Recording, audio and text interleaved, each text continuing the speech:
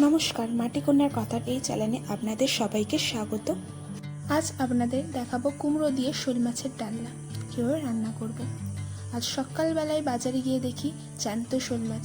তাই জ্যান্ত শোল মাছ দেখে খুব ডালনা খেতে ইচ্ছা করছিল, তাই কিছু না ভেবে শোল মাছটা নিয়ে চলে এলাম। এই রান্নাটা খুব সহজে এবং তাড়াতাড়ি রান্নাটা হয়ে যায়, যেটা খেতে খুব দুর্দান্ত হয়। গরম ভাতের সাথে রবিবারের দুপুরটা একদম জমে যায়।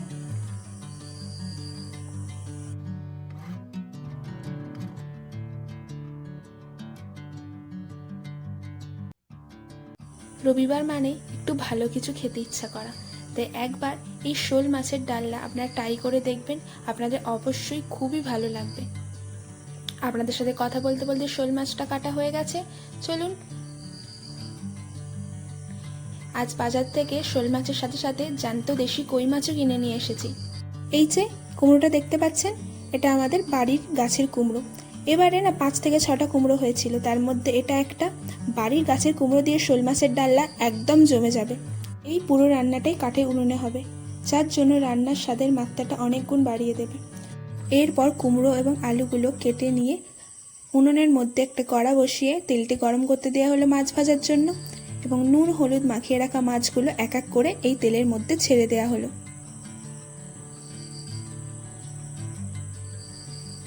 আপনারা যদি কখনো এই শোল মাছের ডালনা খেয়ে থাকেন কুমড়ো দিয়ে, অবশ্যই কমেন্টে জানাবেন।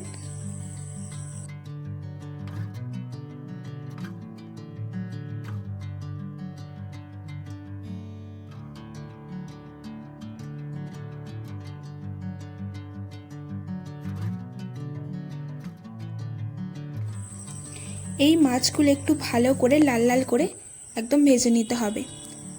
তারপর মাছগুলো তুলে নিয়ে ওই একই তেলে আলু এবং কুমড়োগুলো ভেজে নেব।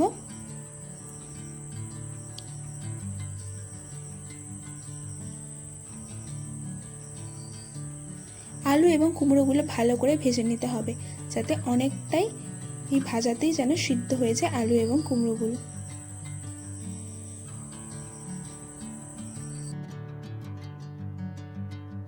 কাঠের উনুনের রান্না কিন্তু রান্নার স্বাদকে আরও দ্বিগুণ করে দেয়।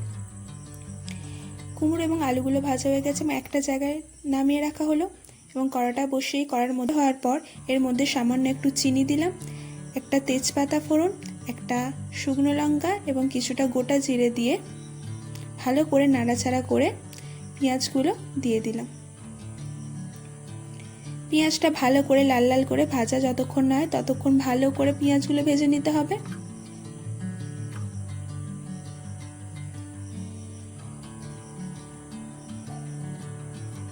পেঁয়াজগুলো দেখতে পাচ্ছেন ভালো করে ভাজা হয়ে গেছে। এর মধ্যে রসুন বাটা দিয়ে দিলাম,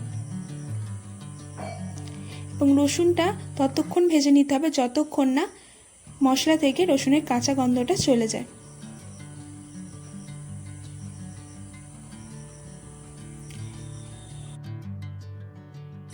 এবার টমেটো বাটা দিয়ে দেওয়া হলো, এবং টমেটো বাটা দিয়ে দেওয়ার পর ভালো করে মশলাটা একটু কষিয়ে নিতে হবে। যখন রান্না থেকে তেল ছেড়ে দেবে তখনই হলুদ গুঁড়ো, লঙ্কা গুঁড়ো দিয়ে দেওয়া হলো। কাঠের উনুনে রান্না করলে না মশলা ধরে যাওয়ার সম্ভাবনাটা একটু বেশি, তাই মশলার মধ্যে একটু জল অ্যাড করে দিলাম, যাতে মশলাটা ধরে না যায়।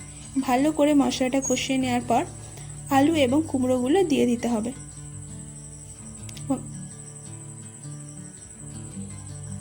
আলু এবং কুমড়ো দিয়ে ভালো করে রান্নাটা কষিয়ে নিতে হবে। আলু আর কুমড়ো ভালো করে কষিয়ে নেওয়া হয়েছে, এর মধ্যে এবার গরম জল দিয়ে দিলাম, এবং এই যে মাছগুলো দেখছেন এই মাছগুলো একটু গুঁড়ো করে নেবে।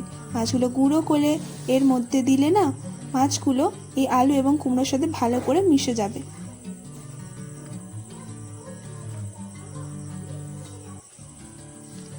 এবং এই যে আমার তরকারি একদম ফুটে রেডি হয়ে গেছে, এবং আপনারা ডাল কাটা দিয়ে একটু এই আলু এবং কুমড়োগুলোকে একটু গলিয়ে দেবেন, যাতে রান্নাটা একটু বেশি ভালো হয়।